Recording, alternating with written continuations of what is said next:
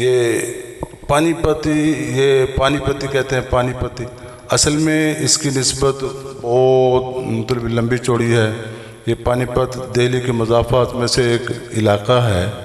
یہ جو مدرسہ ہے تقریباً 407 ہجری سے یہ قائم ہے، تو وہاں سے بہت بڑے قراء حضرات، علماء کرام، محدث، یہ پہلے بہت مشہور علاقہ تھا۔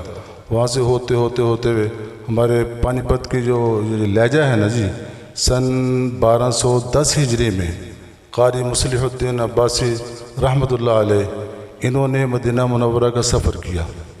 وہاں مدینہ منورہ میں مسجد نبوی میں قاری عبید اللہ مدنی رحمۃ اللہ علیہ تشریف فرما تھے۔ وہاں سے جا کے یہ پڑھ کے آئے ہیں۔ یہ طرز مدنی ہے۔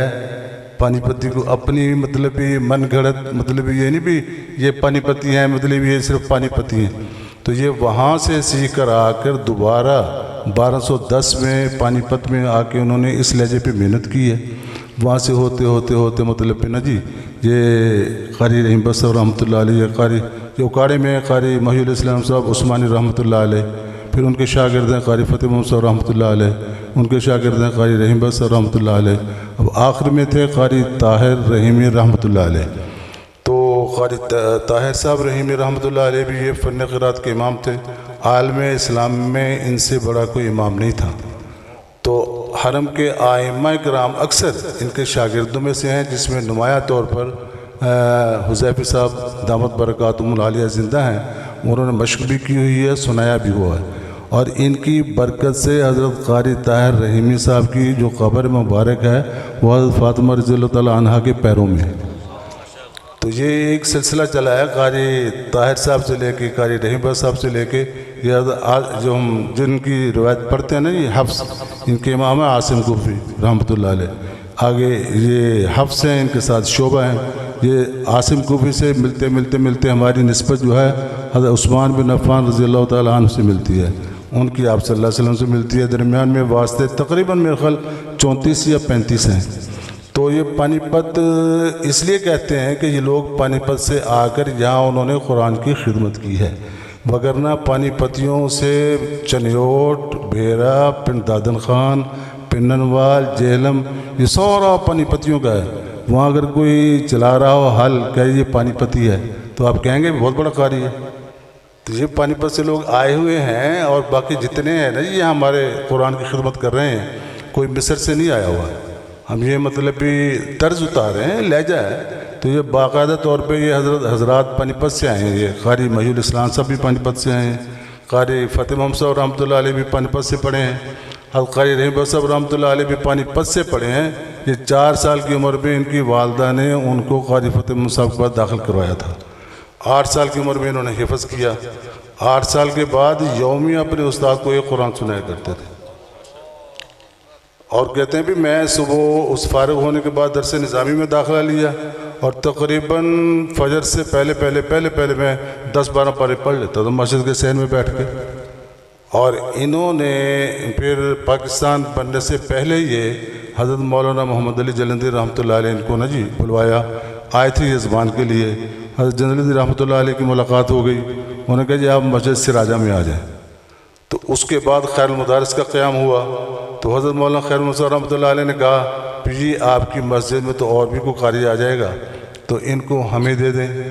تو پھر حضرت نے وہاں مرنے کی نیت کر لی تھی۔ تو ہمارے جو استاد ہیں ماشاءاللہ باکرامت بھی ہیں، اور 1400 سال میں پہلا آدمی ہے جس نے قرات کو عربی سے اردو میں لکھا ہے، وگرنہ ایک روایات پڑھنے کے لیے ایک ملک سے دوسرے ملک میں جانا پڑتا تھا۔ جیسے سیدنا ورش مصر سے چلے، امام نافع مدنی مدینہ منورہ میں پڑھاتے تھے، ان کو وہاں سے پڑھنے کے لیے مدینہ منورہ آنا پڑا۔ تو حضرت نے قرات عشرہ کو سن 52 کی تحریک تھی جو ختم نبوت کی، اس میں گرفتار ہوئے۔ مولانا خان مصطفیٰ رحمۃ اللہ علیہ یہ ہم سبق بھی تھے، اور جیل میں حضرت کے شاگرد بھی ہیں۔ تو پھر جیل میں انہوں نے یہ کتابیں لکھی ہیں۔ قرات عشرہ کو 1400 سال پہلا آدمی جس نے عربی سے اردو میں لکھا ہوا ہے۔ یہ آپ کے لیے ہم سب کے لیے بہت آسانی ہو، ایک جگہ بیٹھ کے ہم قرات عشرہ پڑھ سکتے ہیں۔ پھر آج اس آدمی کے تقوی کی یہ بات ہے کہ 20 سال کی عمر میں پڑھانا شروع کیا، شوگر کے مریض تھے، 43 سال پڑھایا انہوں نے خیر المدارس میں۔ 43 سال میں ان کا ناغہ نہیں ہے، تو 43 سال میں درسگاہ میں 1 منٹ کے لیے لیٹ بھی نہیں آئے، 43 سال میں ان کی تہجد قضا نہیں ہے، اور تہجد میں 5 پاروں والی تہجد قضا نہیں ہے، صورتوں والی تہجد نہیں ہے۔ ایک دن ان کی بیٹی فوت ہو گئی رات کے 1 بجے، اس دن بھی ان کی تہجد قضا نہیں ہے 5 پاروں والی۔ کسی نماز کی تکبیر اولیٰ فوت نہیں ہے، کسی نماز کی غیر مقدس سنت قضا نہیں ہے 43 سال میں، یا امام بنے ہیں یا امام کے پیچھے کھڑے ہوئے ہیں۔ یہ الحمدللہ ہمارے استاد ایسے ہم تلاش کرتے ہیں، ہمیں تو نہیں ملتے، اور انہوں نے ہر کام سنت کے مطابق کیا، ہر کام سنت کے مطابق کیا۔ میری بھی شادی ہوئی تو جمعہ کا دن تھا، نکاح میں شریک تھے، ہفتے کے دن چھٹی نہیں تھی، صبح کو جاتے ہوئے مل کے چلے گئے تھے، اچھا بھی اللہ کے سپرد بھی۔ تو ولیمے کا کھانا، ان کا بیٹے کا بھی نکاح تھا، مفتی محمود صاحب رحمۃ اللہ علیہ بھی مدعو تھے، تو ولیمے کا کھانا حضرت کو مدرسے میں پہنچایا، تو بڑے متقی آدمی تھے۔ یہ سارا فیض ویسے نہیں ہے، مطلب بھی یہ پانی پت کا فیض تو 407 سے چلا آ رہا ہے، تو اللہ ان کی قبروں کو نور سے بھر دے۔ یہ فیض ان کا ہی ہے، بہرحال ہمیں بھی پڑھنا نہیں آتا جی، وہ کمال لوگ تھے جیسے بھی